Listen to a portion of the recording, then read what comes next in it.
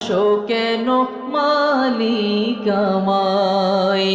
পৃথিবীর দিকে দিকে ওজোদের দে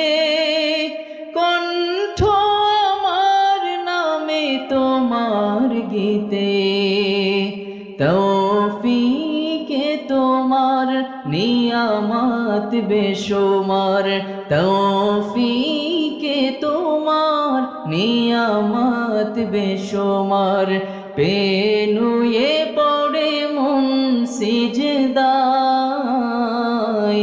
এত ভালোবাসো কেন মালিক আমায় এত ভালোবাসো কেন মালিক আমায়